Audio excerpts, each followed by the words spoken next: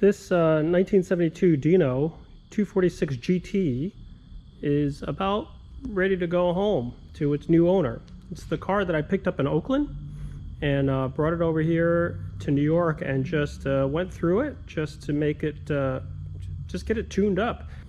But before this car goes, I wanted to go over a little bit, since the owner had actually visited and drove the car for a short visit. He was planning on coming back and going for a longer drive, but it's just scheduling wise, as far as his schedule, my schedule, things like that, it just made it really hard for us to get together. So one of the things I'm going to do is just go over the normal stuff that I see in a Dino, and just kind of like give a little introduction to the car and all the little controls and things like that that will help the new owner with the car. On a Dino, the outside door handles are the same as you would find on a Daytona. It's this wonderful little kind of quirky little door handle that you see. It might not be obvious, but it certainly hides it from the rest of the car. It became to the point where you would see it, but it's not as obvious, so it doesn't really spoil the line by having this big door handle on the outside of the car. Ferrari did a really neat thing later on, as they started to hide these things underneath the openings. I mean, obviously there's no place here, but I love the later cars like the the Testarossas and the 348s and things like that, where you reach underneath and you open the door, so you don't even see the door handle at all. But I thought this was a pretty good solution for hiding a door handle, so it's not as big and obvious as cars in the past.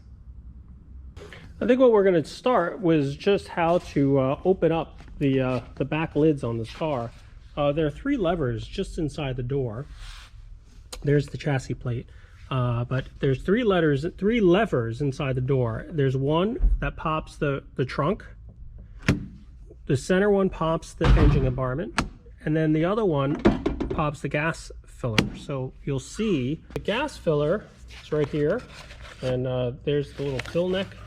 I don't know, I don't think this is correct. This looks like the matting was replaced, but there is a rubber pad that goes in there. It probably could go on the list of things that we'll probably eventually replace on this car. The trunk is back here. It's actually quite a bit of room in here. I mean, I think that you can store, it's not you know, it's got plenty of room back here. The ignition and all that other stuff is back that way, underneath this little panel where you unscrew that little knurled nut. Let's see, what else is there in here? The other thing I was going to say was, on these cars, the prop rod goes up, and then in order for it to close, you have to lift the rod again, or lift the lid again, and then drop it and close it. Don't try to close it, because what it does is when it opens, you kind of lift it and then it catches, and then you lift it again and you close it. So I'll show you. You lift it, and then the rod kind of ratchets and holds the hood in place. But when you want to close it, you have to lift it again, and then it drops. Another thing I wanted to say on Dinos is this rear panel is pretty long and flat. I think it's aluminum, but be very, very careful when you polish this section, because when you're rubbing against here, I can oftentimes feel this center flat section deforming because it's so wide and flat. So just be careful when you're using a buffer or leaning on it. It's really easy to dent this rear panel because it's so long, flat, and thin. You know, it's aluminum, so that's what happens. But just so you know, the engine compartment, once it's popped, it has the same lever action prop rod, so you lift it up and then it stays up. Let's identify some of these parts. There's the chassis number. It should match, obviously, the data plate. The air cleaner, or actually the air box, because the air filter is actually here in this canister. It doesn't come out very easily because, you know, it's easier not easier. I think the only way to take that air filter out is to take the tire off, and then you have this splash shield underneath here that has to come off, and then you can actually take the air box or that air filter assembly. Luckily, you don't have to do it all the time, because the intake to the air cleaner comes in through one of the intakes on the side. So that kind of brings the fresh air in and goes to the air filter and then into the air box. So that's where that is. The oil filler, there's two of them, but usually I use the one back here, which is a lot easier to get to, but that one is an extra one that's just there. I think sometimes Ferrari would just do things as symmetry, but and there's the distributor tucked up underneath there.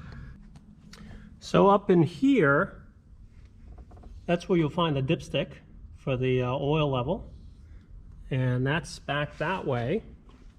And on this side, if you ever decide to change the oil filter is tucked. You can see it just down there. It's that red canister right down there, but the only real way to get to it is by taking the tire off and taking the splash shield off on this side. So there's a splash shield underneath here that comes off, tire comes off, and then it's a lot easier to access the distributor cap and the oil filter from that section.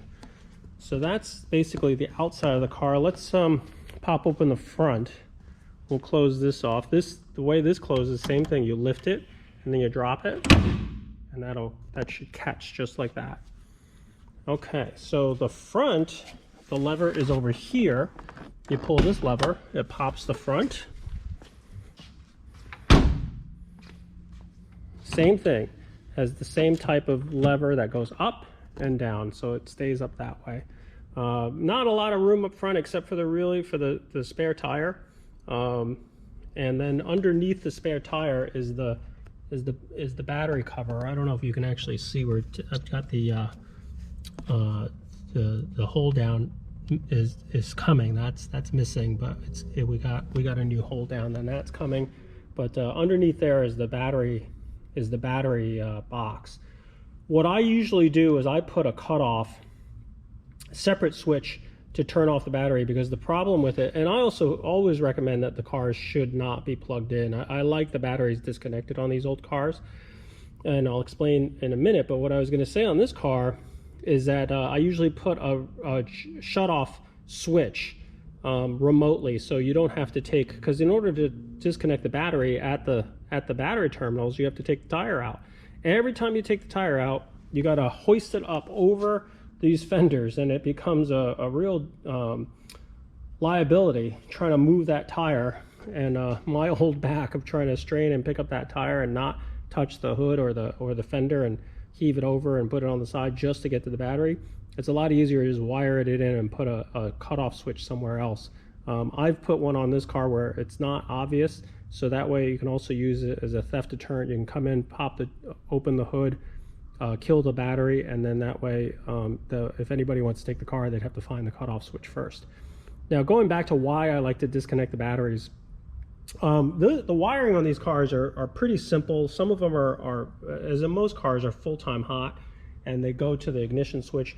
The old cars store all the time. They sit and nobody watches them, and whether we like it or not, there can be rodents that come in and nest in cars, and they love chewing on wires. And I've seen rodents make bedding in wiring looms like this, where down in here you'll find signs of mouse poop and all that other stuff.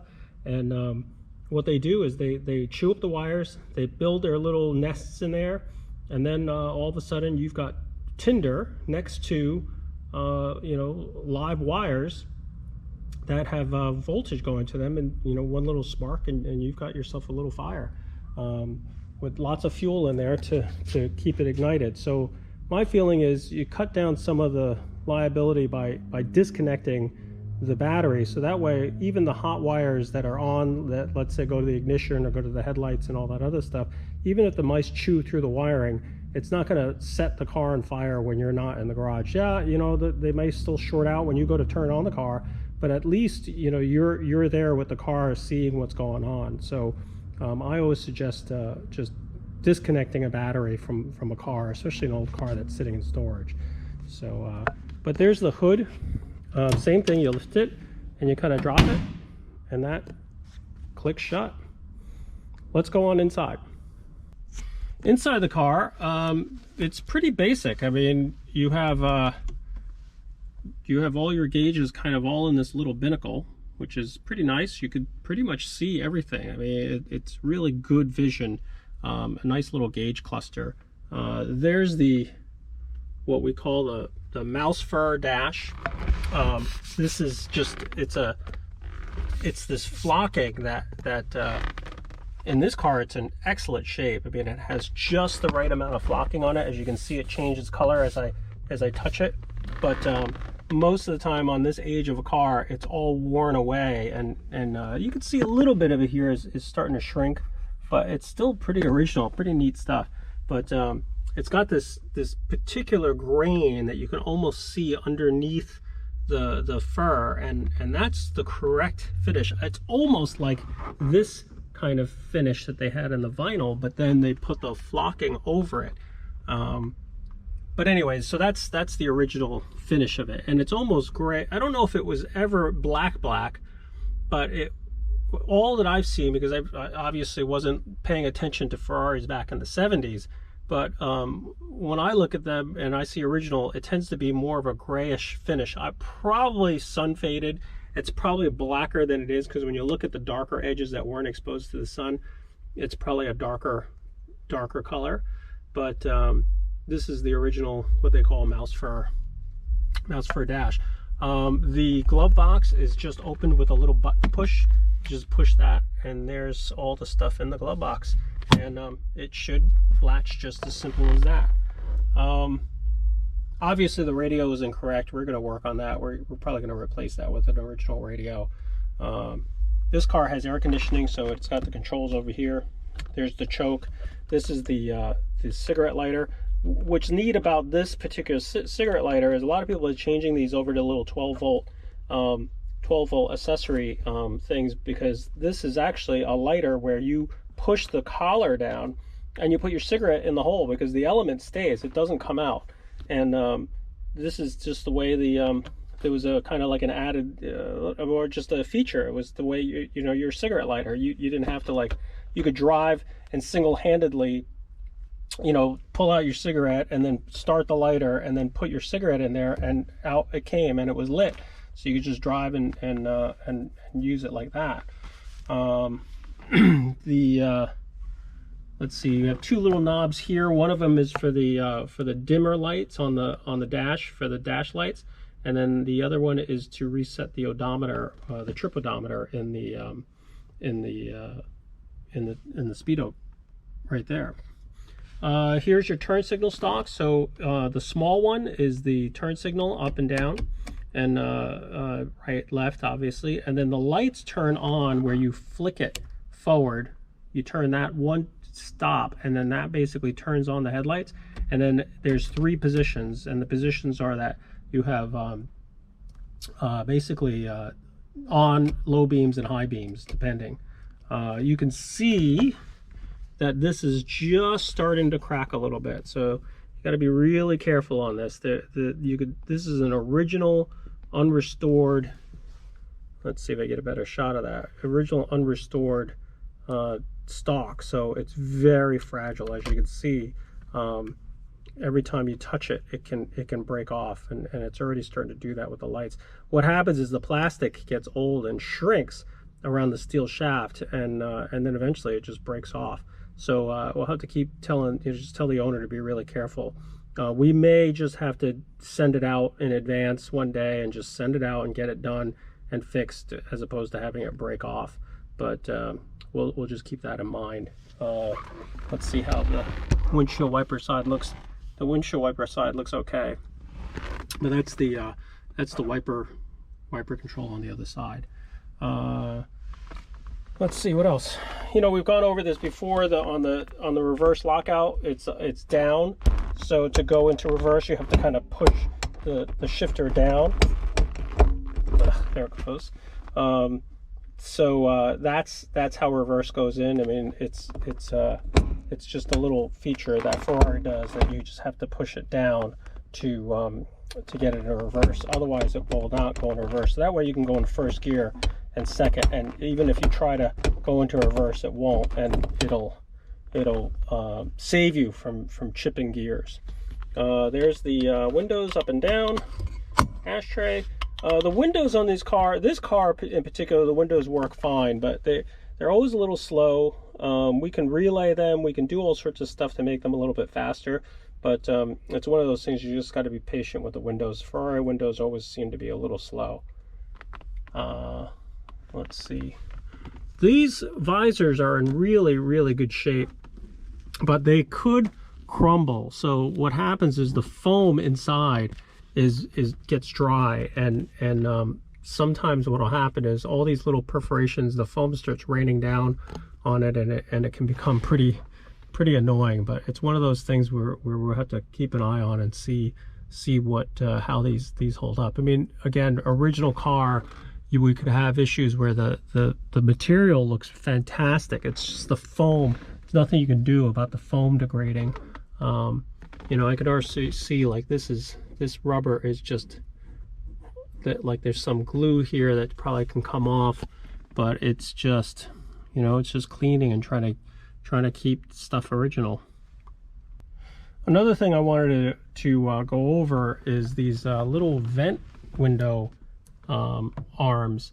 These things are glued to the glass, and this one looks like it's in really good shape, and it actually does latch. I'm so scared to do it because what happens is these things tend to break off, and once they break off the glass, it's almost impossible to glue them back on and have it stay. So a lot of times I won't latch it, just simply because it puts less stress on that glued surface.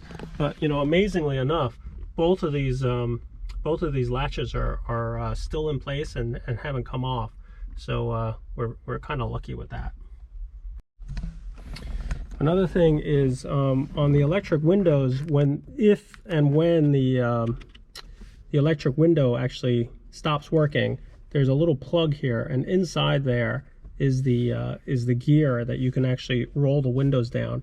And in the toolkit, there is a tool that goes into that hole that you can actually wind the window down if for some reason the electric windows fail. Another thing I wanted to show you was the way you close the door on a Dino.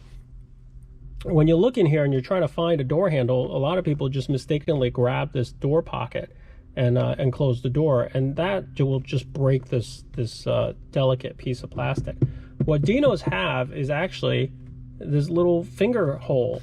You basically put your hand, I mean, this is how you open the door, and then to close it, you just put your finger in here and you close the door. It's beautiful. I love this design because it's so subtle, and yet, you know, to the regular guy, you might not notice that that's how you close the door.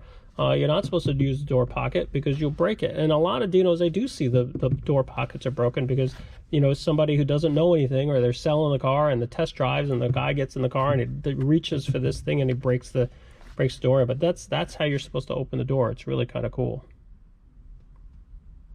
Well, that's basically, in a nutshell, the operation of the Dino. This one's a US car, so since we're here, I might as well show you a couple things that you would know about Dinos. USA cars have this marker light that's vertical. It looks different than the Euro cars. From far away, you should be able to spot it because the Euro cars have a trapezoidal kind of shape to their marker light and kind of sits flush with the car. But the DOT rules for marker lights on American cars were that they had to be vertical. So they had to put these things in, these large square ones in the side marker lights too. So on US cars, they put these big marker lights. In fact, a lot of people get rid of them because they can't stand how big they are. But that was the rules in the late 60s and 70s when they wanted these cars to be you know, DOT regulations for the states. So the other difference on Dinos that where you'll see is these wipers are what we call clapping hand wipers. In other words, they come from opposite directions when they open. And the later Dinos went from like the normal wipers where they just go side to side, kind of like how this Ghibli is, where you see the windshield wipers are parked, you know, side to side. So they're what they call waving hands, and then these are called clapping hand wipers. So the early cars had the clapping hands, and then they switched over to the waving hand wiper arms. Just a difference in years and looking at cars and how they look different from year to year and model to model. But that's basically it on the Dino. If I missed anything, and operation-wise, let me know in comments below. I don't. Sometimes you do these cars for so long, you tend to forget things that I'm trying to tell people about how to use it and little features about a Dino. But eventually we'll get them all covered. But if there's anything that I missed, feel free to comment below, and I'd love to hear from you. But hopefully this owner will enjoy this car. I know he will. It's a great little car to drive. Dinos are just wonderful, and I'm really looking forward to having him get the car and put some mileage on it. So, but thanks for watching.